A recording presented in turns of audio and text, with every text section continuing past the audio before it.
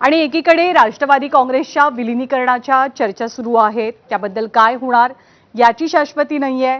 दुसरीकडे अजित पवारांच्या मृत्यूबाबत विरोधकांकडून संशयाचं धुकं निर्माण केलं जात आहे। अशा सगळ्या परिस्थितीमध्ये उपमुख्यमंत्री म्हणून सुनेत्रा पवार यांनी पदभार स्वीकारला आणि सुनेत्रा पवारांनी आज अजित पवारांच्याच पावलावरती पाऊल टाकत आपल्या राजकीय इनिंगची सुरुवात केली आहे। पवार कुटुंबाच्या राजकारणाचं वैचारिक आणि भावनिक केंद्रस्थान मानलं जातं यशवंतराव चव्हाणांचं समाधीस्थळ। तिथेच जाऊन नतमस्तक होत सुनेत्रा पवारांनी आपली राजकीय कारकीर्द पुढे कोणत्या दिशेने जाणार याचे स्पष्ट संकेत दिल्याचं बोललं जात आहे। सोबतच यशवंतरावांच्या पत्नी वेणुताईंच्या स्मारकालाही त्यांनी अभिवादन केलं। यानंतर यावेळेला सुनेत्रा पवार यांच्यासोबत राष्ट्रवादीचे खासदार आणि प्रदेशाध्यक्ष सुनील तटकरे उपस्थित होते।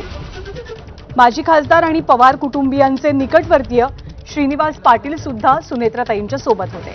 त्यामुळे अजित पवारांच्या विचारांना एक प्रकारे समांतर अशी सुनेत्रा पवारांच्या राजकीय प्रवासाची ही नांदी मानली जाते।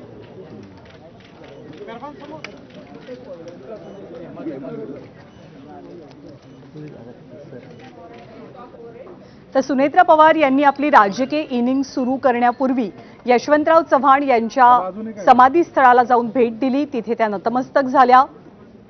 प्रीती संगमावरती जाऊन त्यांनी दर्शन घेतलं। त्यानंतर विदीप जाधव जे अजित पवारांचे अंगरक्षक होते, सुरक्षा रक्षक होते, ज्यांचा मृत्यू झाला अजित पवारांसोबत या विमान अपघातात, त्यांच्याही घरी जाऊन त्यांनी कुटुंबियांची सांत्वनपर भेट घेतली आणि बारामतीतल्या निवासस्थानी त्यांनी बारामतीतल्या जनतेच्या सुद्धा गाठीभेटी घेतल्या।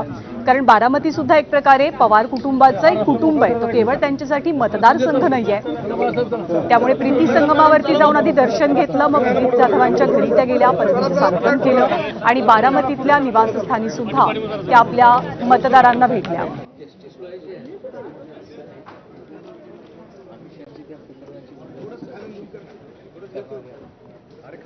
आणि अजित पवारांच्या निधनानंतर अजित पवारांचा राजकीय वारसदार कोण असणार याच्यावर